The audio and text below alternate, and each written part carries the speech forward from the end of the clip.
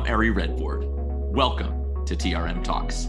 Today, I am joined by friend and inspiring colleague, Tom Armstrong, head of our compliance advisory at TRM Labs, to discuss a recent compliance white paper that Tom and the team put out recently, really sort of delving into the nuts and bolts of crypto compliance in this sort of new age. Tom, thank you so much for joining TRM Talks.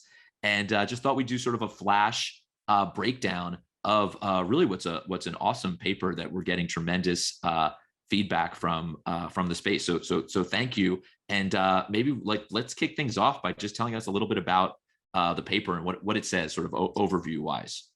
Yeah, thanks so much, Ari. I love this paper. I really had such a good time writing it with the team. There's so much content that we've packed in here.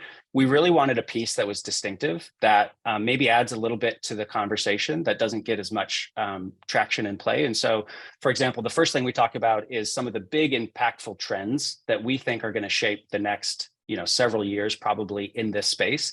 We spend a lot of time talking about the actual risks in this space and what the ecosystem looks like, and trying to give people a feel for not only if you're kind of new to this space, what the ecosystem looks like, but also if you're already familiar with it, what are some of the emerging risks? And we'll talk a little bit about that in more detail.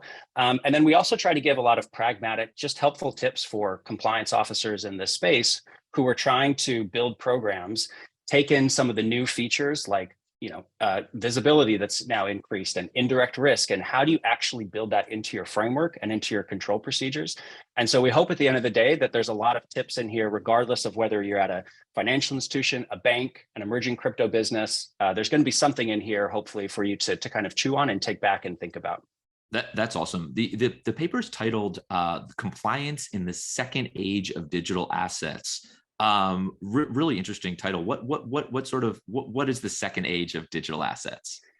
Yeah, it really stems from a lot of what happened in 2022. And if you think about all the events that happened in 2022, everything from the collapses of firms and, of course, FTX at the very end, in addition to all of the regulatory developments that happened in 2022, really across the globe, it was a unique culmination of a kind of market reset, at least as I saw it.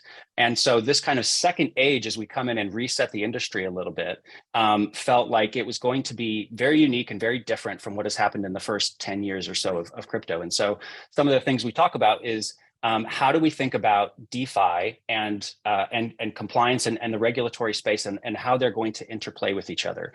There's a great reference I have from Jay Ramaswamy, who came on an early TRM Talks with Michael Mosier and had the same discussion about, hey, the focal point from an AML compliance perspective historically was intermediaries. That's becoming less and less true. And how are regulators going to incorporate the world of decentralized finance? And certainly the US Treasury risk assessment that just came out recently was very consistent, I think, with how we were thinking about it, where the regulators are thinking less about the DeFi, CeFi spectrum and more about what activities are you actually doing? Is there a lot of illicit activity happening through your pipes? And that's kind of the frame that they're coming from. And so we think that'll be really influential. We talk about regulators using blockchain intelligence tools. This is really, really new and really, really different for this space, where historically regulators had to sample a lot of information that they get, or take a lot of kind of what's on its face from a policy and procedure perspective. Them actually having the tools to do some of their own kind of analysis of where they find risky activity, that's really going to change the game for a lot of players in this space. And then that leads into what we think is, or at least what I think is the most influential trend. And that's kind of this shift from technical compliance to effectiveness. And essentially just saying, it's not enough to have just the basic components of an AML program. Regulators are citing in their language, in their rhetoric, if your program is immature, if it's not effective, that's where they're going to zero in on it. You really need to be able to demonstrate that you're effective at achieving your goals. Yeah, I mean, it's crazy timely with sort of, you mentioned the Treasury risk assessment. There's a consultation on DeFi out of France, and you're really seeing sort of global regulators dive in to this space. And it's just really, I think, a unique moment to be talking about what compliance looks like. But before we have to jump, let's do a slight deep dive into sort of that nuts and bolts piece. At least, I know there's a ton in here, and I would direct people directly to the paper itself. But let's talk about sort of the first step of building out that compliance program. Yeah, definitely. Again, similar to what you would do in fiat, first principles is the risk assessment. That's such a key piece here. And I've noticed over the years in this space, people talk about crypto just generally as if it's one thing. And we really wanted to give readers a helpful hand in breaking down what that actual ecosystem looks like.